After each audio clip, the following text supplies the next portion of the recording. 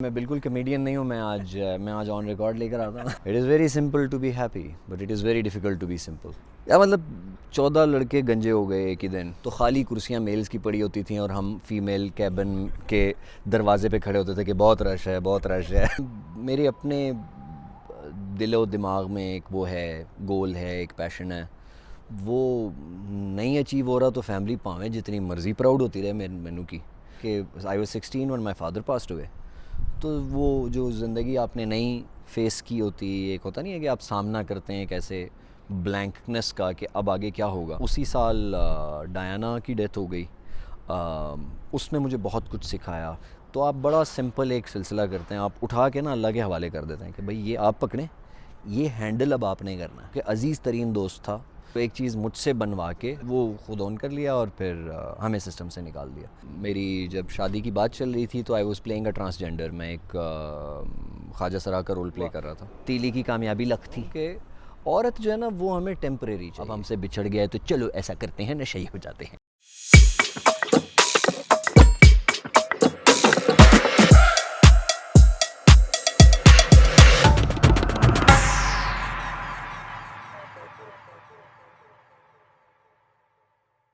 मैंने प्रिविलेज को देखा है थोड़े से करीब से बड़े recently.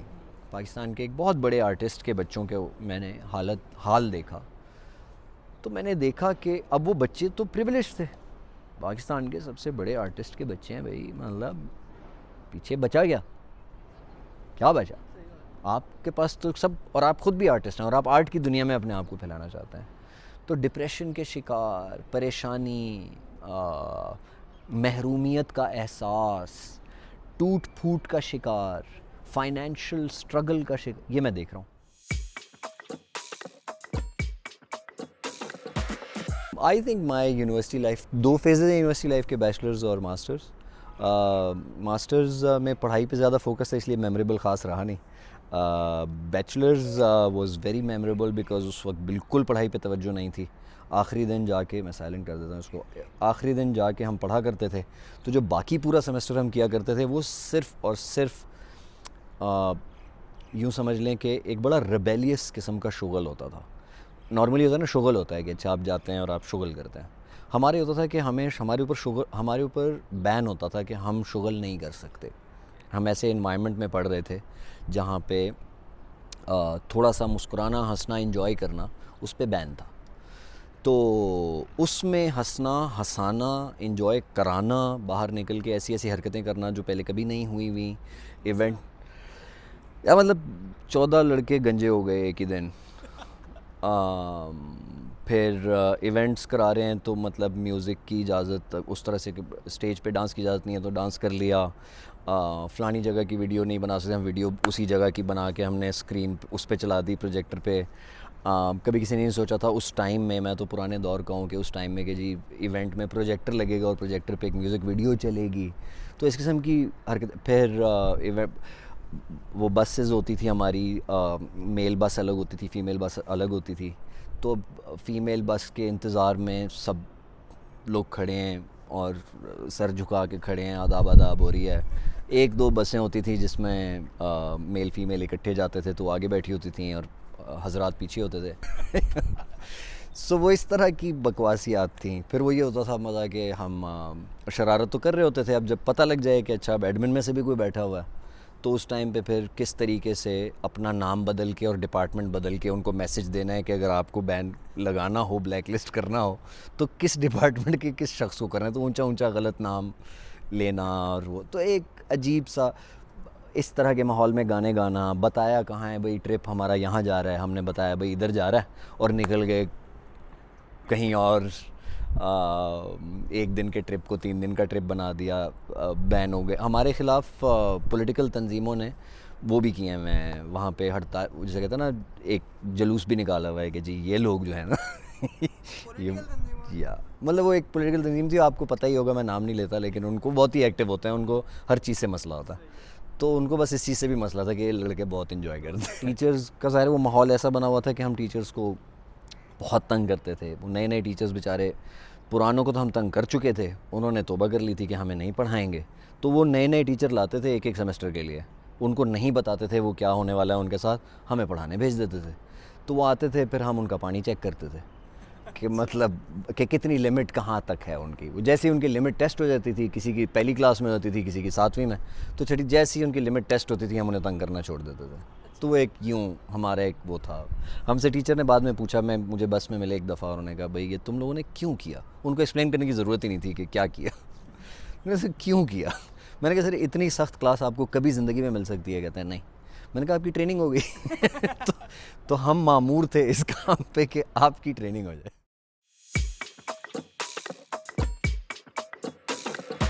I don't know, I mean मैं बहुत ज़्यादा इस पे फोकस नहीं करता हूँ कि फ़ैमिली किस चीज़ पे प्राउड फील करती है। मैं मेरे अपने दिलो दिमाग में एक वो है, गोल है, एक पैशन है। वो नहीं अचीव हो रहा तो फैमिली पावें जितनी मर्ज़ी प्राउड होती रहे मैनू की, और वो अचीव हो रहा है तो फैमिली शर्मिंदा हो रही है, फैमिली गुस्सा कर रही है, फैमिली में वो तो सानू की मतलब अपना एक वो जहन बना हुआ है कि क्या हासिल करना है, क्यों कर रहे हैं, जो कर रहे हैं क्यों कर रहे हैं। ज़ाहिर है उसमें अब फैमिली से पूछा जा सकता है कि मैं छोटा मोटा ड्रामा कर लेता हूँ, हल्का फुल्का टीवी पे देख लेते हैं, कोई थिएटर अच्छा कर लेते हैं, स्टैंडिंग ओवेशन मिल जाती है, कॉमेडी उनको कोई कह देता है कि भाई हाँ अरे इसको तो हम जानते हैं तो बड़ा अच्छा काम, दोज काइंड ऑफ थिंग्स वो जब एक्सपीरियंस करते होंगे तो उनको क्या फ़ील होता होगा। मेंशन करते हैं कभी कभी कि फ़लानी जगह गए थे तो ये बात हुई है वो, तो I am sure they feel good about it. Series of events में मैं अगर बताऊं तो पहला वाक़या ये होगा कि I was 16 when my father passed away.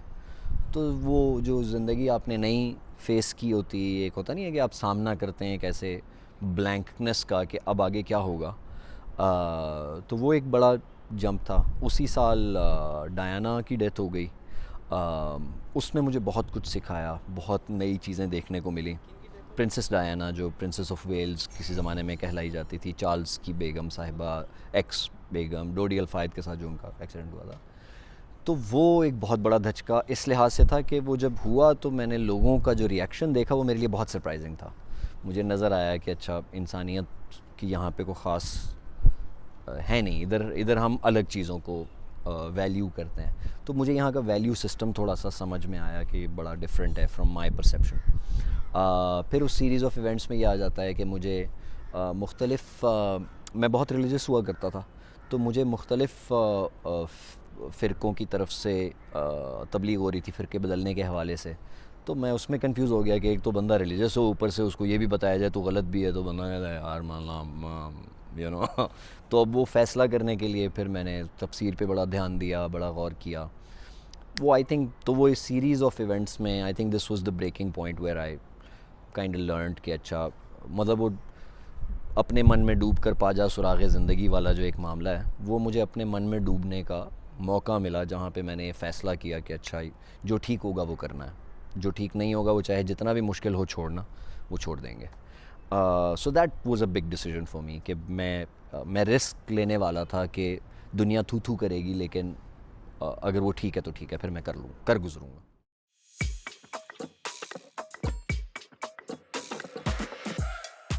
हाँ बिल्कुल, एक मौका आया था। मैं मेरी जब शादी की बात चल रही थी तो I was playing a transgender. मैं एक ख्वाजा सरा का रोल प्ले कर रहा था, और वो इस्लामाबाद का बहुत बड़ा प्ले था, और मैं उस बहुत बड़े प्ले में एक अच्छा खासा बड़ा किरदार अदा कर रहा था, जिसमें काफ़ी हद तक रोज़ हमें तालियां मिलती थीं और स्टैंडिंग ओवेशन मिलते थे, और टीवी पे इंटरव्यूज़ हो रहे थे। उसी किरदार में मैं टीवी पे इंटरव्यूज़ दे रहा था। तो वो एक बड़ा ज़ाहिर अलग सा माहौल था, और मैं एक रिलीजियस फैमिली से भी हूँ, और एक रिलीजियस फैमिली में रिश्ते की बातचीत चल रही थी, तो ज़ाहिर it was a difficult situation थोड़ी बहुत। उसके बाद जब इस तरह का किरदार हुआ तो हाँ मैं कर लेता, लेकिन उस वक्त मैंने फ़ैसला किया कि नया नया है, अभी फैमिलीज़ को इतना प्रेशर देने की ज़रूरत नहीं है कि वो बेचारे कंफ्यूज हो जाएं, घबरा जाएं। बट हाँ उसके बाद फिर मैंने बहुत कुछ किया।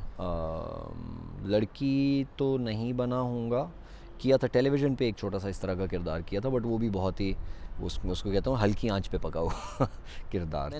मैंने नहीं इतनी फ़िक्र इसलिए नहीं की क्योंकि सच्ची बात यह है कि जब वो पलट गई ना ज़िंदगी एक बार, तो समझ आ गई कि ये जो कि रियलिटी क्या है, इसकी हकीकत क्या है, इस क्रिटिसिज्म की या इस, क्योंकि मैंने लर्न किया कि माँ बाप पूरी ज़िंदगी बेटियों को समझाते रहते हैं कि वो करो, हम तुम्हारा भला सोच रहे हैं, तुम्हारी शादी कर रहे हैं, तुम्हारा भला सोच के इससे कर रहे हैं, तुम्हारा भला सोच के उससे कर रहे हैं। वो जब कर देते हैं, बाद में बेटी उदास या दुखी निकलती है तो फिर खुद ही मर रहे होते हैं कि हाय बेटी उदास है, दुखी है। फिर कहते हैं नहीं चलो बर्दाश्त करो, क्या है, मरना ही है ना। लेकिन अगर बेटी अपनी मर्ज़ी से कुछ शादीशुदी कर ले ना तो इनको मौत पड़ जाती है, इनको कुत्ता काट जाता है, इनको रातों की नींदें हराम हो जाती हैं, कोयलों पे सोते हैं ये। लेकिन अगर साल 1.5 साल बाद पता लग जाए कि बेटी खुश है तो फिर सुकून में आ जाता है। बट पॉइंट ये है कि अगर बात तो बेटी की खुशी है ना, तो अगर बेटी की खुशी अजीज़ है, आपको ये पता है बेटी अपनी खुशी का फ़ैसला ख़ुद नहीं कर सकती, तो आप ज़बरदस्ती ये हरकतें करते हैं। लेकिन वो खुश नहीं निकलती तो फिर आप भूल जाते हैं कि ये आपने फ़ैसला किया था। सो मुझे ये समझ आ गई कि अच्छा पेरेंट्स के और फैमिली के ये इस किस्म के बयानात और ये सारे कुछ जो है ना, ये उनकी अपनी एक जितना उनका फ़हम है, जितनी उनकी समझ है, उस लिमिट में रहते हुए वो अपनी तरफ से ठीक फ़ैसला कर रहे होते हैं। जब मुझे समझ आ गई है कि वो समझ और वो फ़हम जो है वो उसको एक्सपोजर इतना हासिल नहीं है, उसमें काफ़ी सारे गैप्स हैं, उसमें बहुत सारी हिपोक्रेसी शामिल है कि अपने लिए ये कुछ और पसंद, दूसरे के लिए कुछ और पसंद, उस ख़ानदान के लिए कुछ और पसंद, अपने ख़ानदान के लिए कुछ और पसंद। इस हिपोक्रेसी में रहते हुए ना आप स्मार्ट डिसीजंस या ठीक डिसीजंस लेने बड़े मुश्किल हो जाते हैं। तो जब आपको नज़र आ रहा है कि यार ये सब ऐसा ही चल रहा है, तो फिर अब बेहतर ये इंसान अपना फ़ैसला ख़ुद करे और जो इल्ज़ाम देना है ख़ुद को दे दे। बाद में नहीं चला ना, कह देना यार गलती हो गई, क्या हो गया, या हो गया तो क्रेडिट दे देना कि यार देखा मैंने कहा था ना, ठीक कह रहा था। तो इतनी को मुझे परेशानी वो वाली नहीं हुई कि मैंने टेंशन ली हो कि फैमिली वाले कह रहे हैं या वो एतराज़ कर रहे हैं, कर रहे हैं उनके पास बहुत टाइम है, मेरे पास वो टाइम नहीं है। आपके पास वो टाइम है तो इसका मतलब आपके पास टाइम है।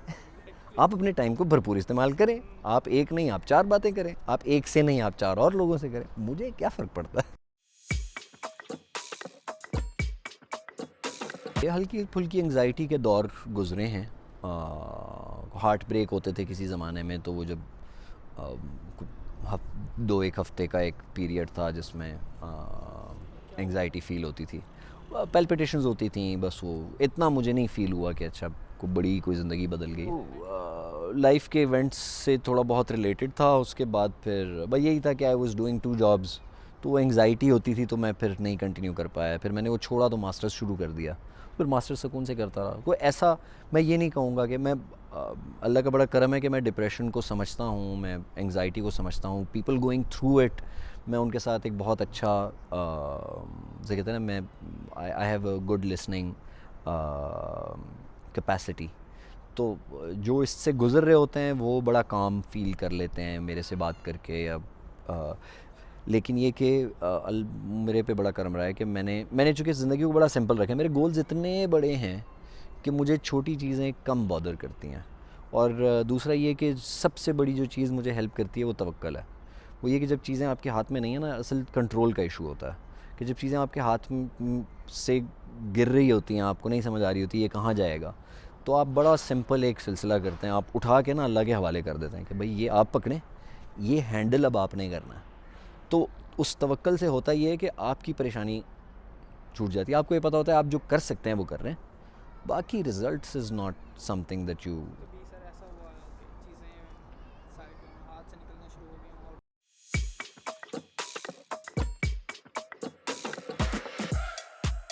और मैं धोखा तो नहीं कहूँगा, लेकिन हाँ बैक वो हुआ, मतलब पीठ पे छुरे घोंपने वाले दोस्त मिले, सारा कुछ मिल, धोखा ही है।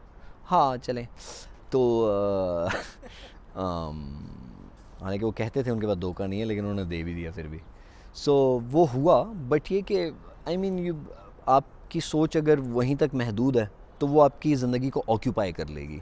आपको लगेगा कि आपके साथ ऐसा कुछ हो गया है कि वही आपको डिफ़ाइन करना शुरू कर देता है। लेकिन जब आपको ये पता होता है कि ज़िंदगी इतनी बड़ी है, गोल्स इतने बड़े हैं, ख्वाहिशें इतनी बड़ी हैं कि ये बात सिर्फ़ एक ब्लिप की तरह रह जाएगी, कुछ अरसे बाद, महीने 2 महीने बाद हमें याद भी नहीं रहना क्या हुआ है, तो इसलिए फिर मैं उसको इतनी वैल्यू देता भी नहीं। बस ये ज़रूर कहना चाहूँगा कि ये होगा आपका करीब तरीन दोस्त, जो कि आपका अज़ीज़ तरीन होगा बज़ाहिर है, लेकिन लोग अपने प्रेशर्स में, कुछ लोग फ़ाइनेंशियल प्रेशर में आके, कुछ लोग, तो ये मैं बता देता हूँ कि अज़ीज़ तरीन दोस्त था, फाइनेंशियल कंस्ट्रेंट्स में था, अपने फाइनेंशियल प्रेशर्स को फेस कर रहा था। आर्टिस्ट था, बिल्कुल था। फाइनेंशियल प्रेशर्स फेस कर रहा था। आइडियाज़ उसने छोड़े? नहीं नहीं, आइडियाज़ नहीं चोरी किए, बस मुझसे बनवा ली एक चीज़ और खुद ओन कर लिया। अच्छा, हाँ। सो एक चीज़ मुझसे बनवा के, इंटेलेक्चुअल थेफ्ट है। हाँ, तो वो खुद ऑन कर लिया और फिर हमें सिस्टम से निकाल दिया। तो ये ज़ाहिर है दुख होता है कि सारा कुछ होता है, बट ये कि आपको ये सीख लेना चाहिए कि इस तरह की जो लाइफ में दोस्तियां जो है ना वो गोल्स पर होती हैं। वो ये हम बहुत सोचते हैं कि यार हम कॉलेज फ्रेंड्स हैं और वी वर यार हम हमेशा साथ रहेंगे, क्यों ना हम काम इकट्ठे शुरू करें, it is going to be amazing. हाँ, ये नहीं होता।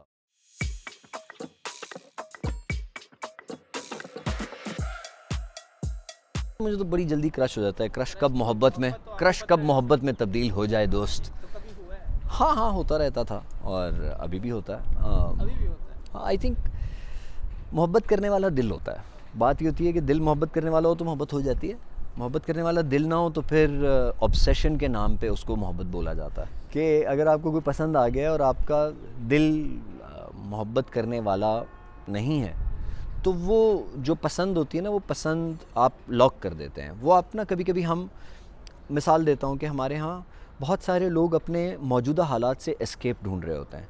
तो उनको कोई शख्स जब एक ऐसा नज़र आ जाए ना जिसमें वो एस्केप उनको नज़र आ रही हो, तो वो उसको अपनी ज़िंदगी का मकसद बना देते हैं।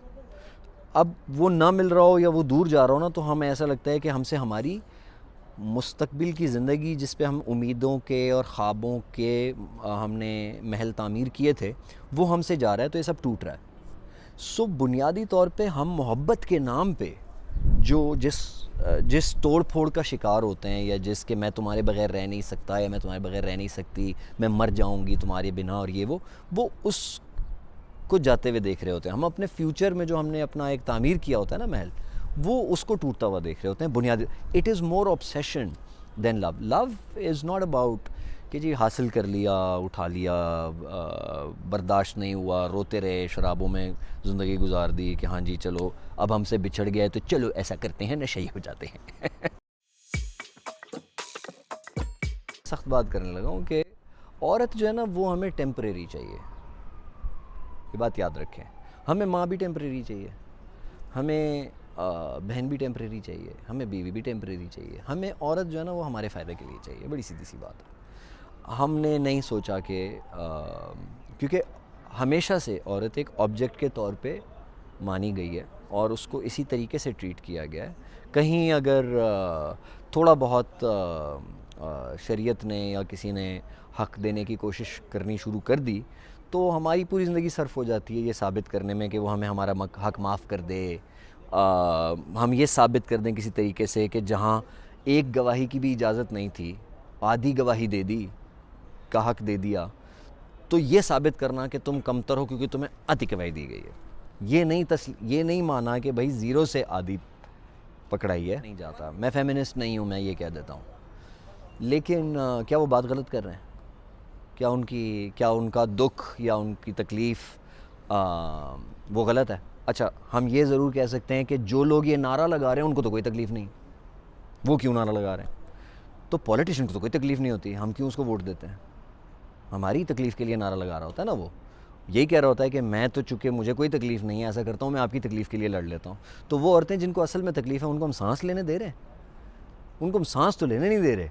वो कहाँ से निकलेगी पार्क में जाके बैनर उठा के? वो उसके लिए निकलेंगे ना कोई उसके लिए बात करेगा। तो मैं उतना फेमिनिस्ट हूँ कि मुझे ये सब बातें समझ आती हैं, मुझे दर्द समझ आता है, मुझे तकलीफ़, और मैं इस लफ्ज़ के इंट्रोडक्शन से बहुत पहले इस दर्द का शिकार था। मुझे बहुत पहले तकलीफ़ हो गई थी, क्योंकि हमारे घर में भी तकरीबन माहौल इसी तरह का था कि हम तकलीफ़ देते थे औरतों को। हम जब ज़िंदगी मैंने गुजार दी औरतों को तकलीफ़ देते देते, तो मैंने कहा चलो भाई 900 चूहे खा के अब बिल्ली आज को भी निकल ही जाए, कुछ अच्छी बात भी कर लें। कि ये नाजायज़ हो रहा है, ये गलत हो रहा है, this is unfair, very unfair. तो मुझे वो अनफेयर नज़र आता है। अगर वो अनफेयर की कॉल देने वाले को आप फेमिनिस्ट कहते हैं तो कह दें मुझे फेमिनिस्ट, मैं नहीं कहता। मैं कहता हूँ यार बस ये शोर मचाओ, ये बात करो कि बहुत नाइंसाफ़ी है।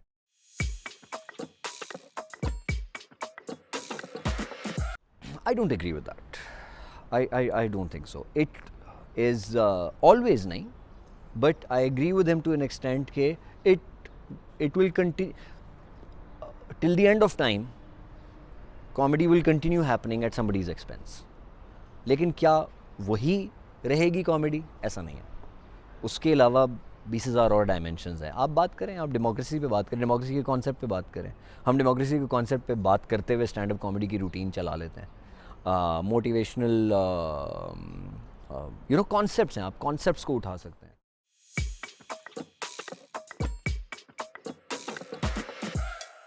आप कोई मसला होगा तो सेट करें ना। अगर मुझे पिछले 3 दिन से कोई बात सता रही है तो मैं अगले 2 दिन लगा के उसको ठीक क्यों ना कर लूँ? एक बात है। तो अगर मैं करता रहा हूँ ये, तो फिर मेरे पास फिर वही बात, मेरे पास इतना टाइम और इतनी एनर्जी नहीं है कि मैं रिग्रेट में सर्व करूँ। इतना बात वही है कि इतना कुछ करना है, या तो छोटे छोटे काम करने हो ना, तो फिर बंदा करता है रिग्रेट कि हाय मेरे पास ना ज़िंदगी के एंड पे 3 प्लाट होने चाहिए। तो जो 3 साल पहले मैंने प्लाट गंवाया है, वो अपॉर्चुनिटी, अगर सोच ही 3 प्लाटों की थी तो वो एक अपॉर्चुनिटी आपको अपनी ज़िंदगी का 30-35% दुख लगेगी। लेकिन अगर गोल्स अनअचीवेबल हैं, बहुत बड़े हैं, तो एक प्लाट का खो देना वो ज़िंदगी का एक फ्रैक्शन महसूस होगी कि शायद ये 1% भी नहीं है। तो वो जब इतना छोटा फ्रैक्शन है तो ये मुझे तकलीफ़ दे, ये ज़्यादती है ना। जॉन लेनन का एक गीत है इमेजिन के नाम से, कि इमेजिन पैसा एग्जिस्ट ना करता, फॉर एग्ज़ाम्पल अगर दौलत एग्जिस्ट ना करती तो हम सब अमीर होते या हम सब गरीब होते। शेयर करने का एक कॉन्सेप्ट होता, पोजेशन वर्सेस शेयरिंग, ये गोल है कि ज़िंदगी में किसी भी लेवल पे जहाँ भी हम हों वहाँ हम सिर्फ इतना पैगाम भी अगर समझा सकें ना कि दौलत या कोई भी चीज़, उसको हासिल करके अपनी मिल्कियत जब आप बनाने का पैशन रखेंगे तो यकीनन 10 लोग उस पोजेशन की वजह से उस पोजेशन को खोए बैठे होंगे। तो 10 लोगों को गरीब बना के आप अमीर होते हैं। इससे बहुत आसान ये है कि वो सारी की दौलत अपने पास रखते हुए उन 10 लोगों के साथ शेयर कर लें, तो होगा क्या कि वो 11 लोग अमीर होंगे। वो एक मैंने सेट किया था, उसमें मैंने बड़ा इस किस्म के बहुत ही घटिया जोक्स मारे थे। उसमें मैंने कहा था कि मतलब लोग जाते हुए कहते हैं सी आ, तो वो शुन्नी क्यों नहीं कहते। मतलब अब ये घटिया जोक है, इससे ज़्यादा क्या आप घटिया जोक मारेंगे।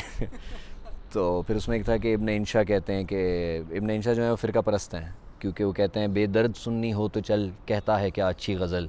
अब भाई सुन्नी है तो भाई चल के गज़ल सुन ले, सुन्नी नहीं है तो ये क्या बात हुई। तो इस किस्म के जोक्स थे वो, बस वो मैंने 4-5-6 ट्राई किए और उसमें हल्की फुल्की मुस्कुराहट आई लोगों को। मैंने एक सोलो किया था नापा में, वो बहुत लोगों ने एंजॉय किया था, पूरा घंटे की परफॉर्मेंस थी उसका। कोई तकरीबन 15-20 मिनट मैंने एक और जगह आउटडोर में जाके किया था। इस तरह की सेटिंग थी म्यूज़िक वगैरह के साथ। वो मेरी एक्सपेक्टेशन नहीं थी कि नहीं चलेगा, तो वो नहीं चला। और ठीक है यार, नहीं हंसे कोई बात नहीं, हम अपनी बात कह के निकल जाते हैं। बात में दम होना चाहिए। कोशिश अब ये रखता हूँ कि बात में दम होना चाहिए। बात में दम है तो अगर लोग नहीं भी हंसे तो कम से कम बात तो सुन ली भाई। ये डेयरिंग, आई थिंक तीली वॉज वेरी डेयरिंग। अपने लिहाज से देखा जाए, अपने टाइम पे देखा जाए तो जिस तरीके से हम उसे अप्रोच कर रहे थे, it was very dairying. Theatres में मैंने हरकतें की हैं। मैंने मैरी पॉपिंस स्टेज पे किया था, बहुत डेयरिंग हरकत थी।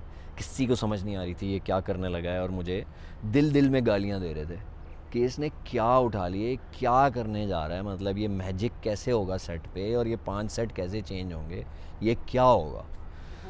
वो हो गया क्योंकि मेरा वो विज़न बड़ा क्लियर होता है of how I want to achieve it. Daring, ये बहुत डेयरिंग है कि मैंने मर्डर मिस्ट्री को कॉमेडी करके प्रेजेंट किया। बहुत डेयरिंग था। कुछ लोग अभी भी, कुछ दोस्त अभी भी बहुत एडमायर करते हैं उस चीज़ को कि मैंने ट्रेजिडी प्ले था जो मैंने लिखा और वो मैंने कॉमेडी में किया। सो ट्रेजी कॉमेडी उसको बोलते हैं कि ये इस किस्म की हरकतें मैं करता रहता हूँ। मेरा काम ही वो है, जो पहले नहीं हुआ वो थोड़ा सा ज़रा करके देखते। कॉमेडी में I think George Carlin has, वो जिस टाइम पे शुरू हुए थे, जॉर्ज कार्लिन ने जब शुरू किया था तो वो एक नॉर्मल लतीफ़े सुनाने वाला कॉमेडियन था। वो एक जिस स्टेज पे वो पहुंच गया था ना, वो अपनी एक एक्सटेसी में जहां वो पहुंच गया था, वो बहुत सिंपल था। वो ये था कि बस उसने खड़े होके जिनको वो गालियाँ देना चाहता था उनको गालियाँ देता था, जिसकी वो तारीफ़ करना चाहता था तारीफ़ करता था, और लोग हंसते थे और इन्जॉय करते थे, और वो हिट था। That's a pinnacle. पाकिस्तान में पाकिस्तान में कॉमेडी में I think Tabish is a fantastic comedian. He is stand up comedy में आई थिंक उसका सानी कोई नहीं। मुझे वो लोग प्रिविलेज के साथ ना, मेरा बड़ा अच्छा एक मेरी बड़ी नज़र रही है प्रिविलेज पे। बड़े इंटरेस्टिंग लोग होते हैं जो प्रिविलेज्ड होते हैं, और मुझे हंसी तब आती है जब वो एक थे हज़रत, उनका एक बिज़नेस था बेसिकली। तो वो जो जिस जगह पे वो बिज़नेस कर रहे थे वो उनके अब्बू का लैंड था, और अब्बू ने ही बिल्डिंग खड़ी करके दी हुई थी, और साथ ही मतलब अब्बू का एक जॉइंट वो भी था। तो वो हमें बैठ के समझा रहे थे कि जब हमने यहाँ शुरू किया था ना, यहाँ कुछ नहीं था, खाली था ये जो चीज़ें हैं ये अम्मी ने लगा के दी थी। हमने बिल्कुल ज़ीरो से शुरू किया था, और हम वहाँ खड़े हैं और हम सोच रहे हैं साले तेरे ज़ीरो तक पहुँचते पहुँचते हमें 8 साल लग जाएंगे। तू ज़ीरो पे है तो पता नहीं हम किधर है। तो वो so yeah, this I enjoy a lot.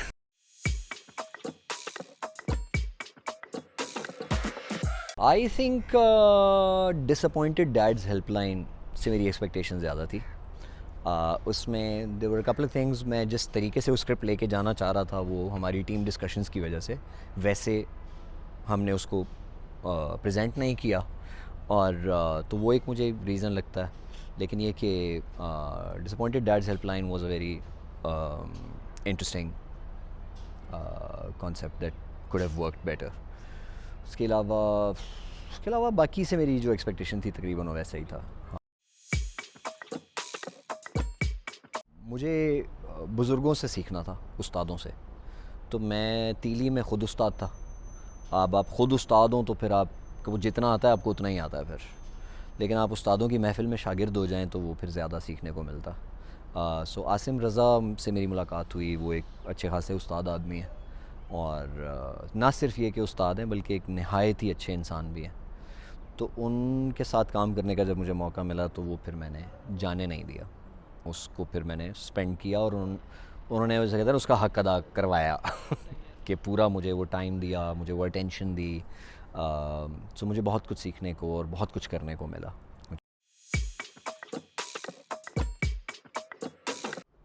देखिए, मैं दूसरे सवाल का पहले जवाब दे देता हूँ।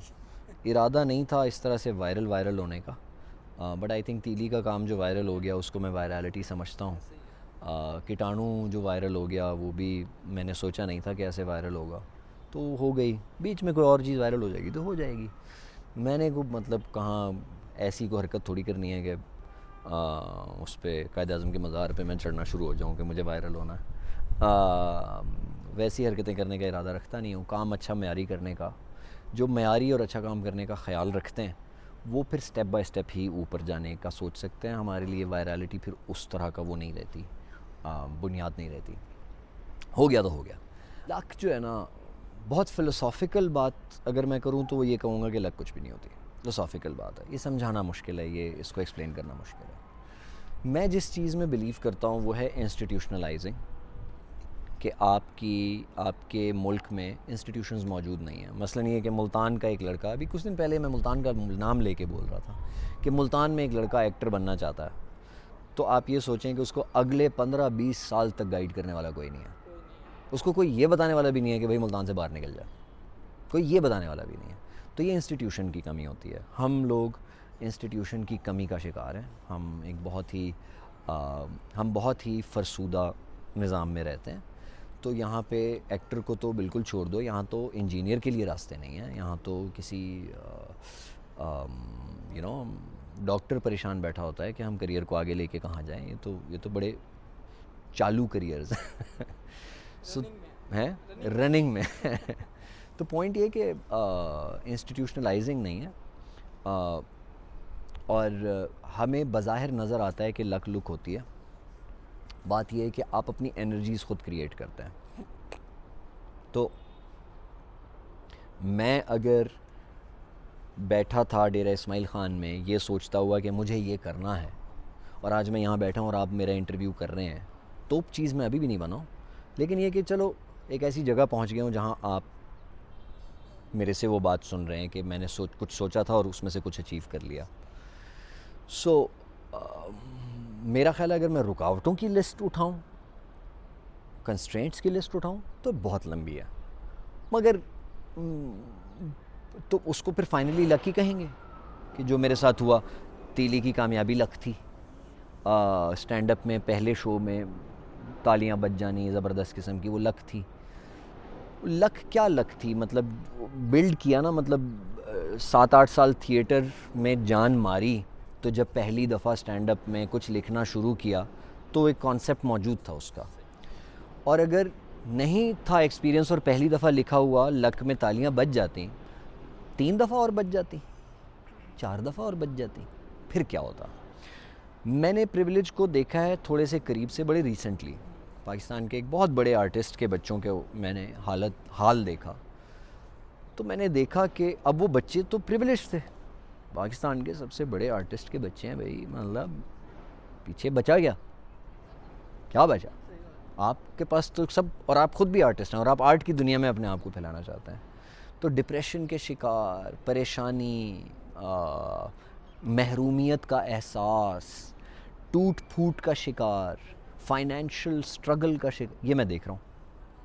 तो मैं कहता हूँ यार ये कौन सी लक है भाई। तो आप अपनी एनर्जी खुद क्रिएट करते हैं। उस माहौल में रहते हुए अगर आपने अपनी एनर्जी बचा ली होती, अगर आपने डायरेक्शन अपनी सेट की होती, ख़ुद अपने ऊपर हार्नेस किया होता अपनी एनर्जीज़ को, पॉजिटिव सोचा, पॉजिटिव एनर्जीज़ को हार्नेस किया होता, तो वो हो सकता है एक डिफरेंट आउटपुट निकलता। तब हम उसको उठा के कहते ये देखा ना प्रिविलेज ने, कैसा फिर ये तो अब्बू इसके थे ना ठीक, तो इसलिए ये ठीक नहीं। तो वो इट्स वेरी सब्जेक्टिव। आप अपनी लक खुद क्रिएट करते हैं। अगर आप लक के इंतज़ार में बैठ गए तो खुद नहीं, तो वो क्रिएट नहीं होगी। वो कुछ सेंचुरी किसी ने बनाई, तो जेफरी बॉयकॉट कहता है कि ये जिस वक्त तालियां बज रही हैं इस सेंचुरी की, ये उस टाइम की वजह से बज रही हैं जब ये लड़का इसी ग्राउंड में खड़ा खेल रहा था और उसको 2 गार्ड्स और 4 कुत्ते देख रहे थे। तो उस टाइम पे उसकी की हुई जो मेहनत थी, उसकी वजह से आज उसने एक लकी सेंचुरी बना ली। सो ये बहुत मैटर करता है। आप जान मारते हैं, आपका जी जलता है, दिल कुड़ता है, कटता है, ये सब आप गुजारते हैं, फिर कहीं जाके लकी मोमेंट आता है। अगर ये सब कुछ नहीं किया हुआ तो उस लकी मोमेंट के सामने आप बैठे होंगे, वो यूँ होगा, लकी मोमेंट आपके मुंह पे होगा और आप वहाँ से निकल जाएंगे, कहेंगे चाय आ गई मेरी, चलो आप उसको छोड़ के निकल जाएंगे। मतलब आप जिस तरह आपकी भी वीडियो वायरल हुई है कीटाणु वाली, लोग तो कहेंगे पता नहीं आया इस्लामाबाद आया था, उठा के सोचा के, गया हाँ हुआ है। नहीं वो बहुत जल के आया था। मैं उससे पहले परफॉर्म कर चुका था और वो मुझे नहीं पसंद वो परफॉर्मेंसेस। फिर मुझे किसी ने बताया, मैंने उसकी बात को दिल से लगाया, उसके बाद मैंने वो बात की जो मैं कहना चाहता था। वो उस जज्बा भी बड़ा नेचुरल था, क्योंकि मुझे वाकई एड्स की दुनिया में जो मैं ऑब्ज़र्व करता हूँ, बहुत नफ़रत करता हूँ अल्लाह के फजल से। तो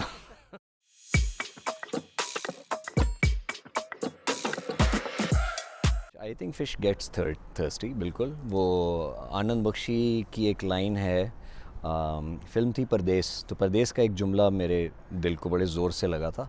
आनंद बख्शी एक बड़े बाकमाल शायर हैं, अच्छा आपको ही देखना है, मुझे लगा शायद आवाम को देखना है। उसमें एक गीत था, जहाँ पिया वहाँ मैं, तो उसमें वो कहते हैं कि ऐसा लगता है दिल के अंदर कुछ टूट रहा है, खातून कह रही है जो कि परदेस जा रही है शादी करके, ऐसा लगता है दिल के अंदर कुछ टूट रहा है, बाबुल के आंगन में मेरा बचपन छूट रहा है, मैं खुश भी हूँ उदास भी, नदिया में जैसे प्यास भी।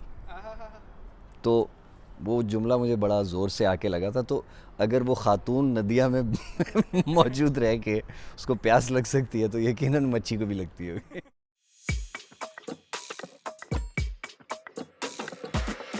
कम होता है कि आप इस किस्म की काविश करते हैं जब आप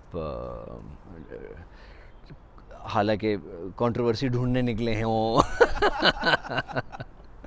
लेकिन गहराई की बात भी करना जानना चाहते हों, तो ये कम होता है। वरना लोग जो हैं वो shallow side of the personality कह लें, shallow side of the things में इंटरेस्टेड होते हैं। सो साफ पता लग रहा है कि लाइफ में कुछ सोच रखी हुई है, कुछ फ़िक्र रखी हुई है, जिसकी वजह से ये सारे सवाल आपके जहन में हैं, which is a very positive sign, very good sign. So well done, kudos. बिल्कुल कमेडियन नहीं हूँ मैं आज ऑन रिकॉर्ड लेकर आता हूँ मैं कमेडियन नहीं हूँ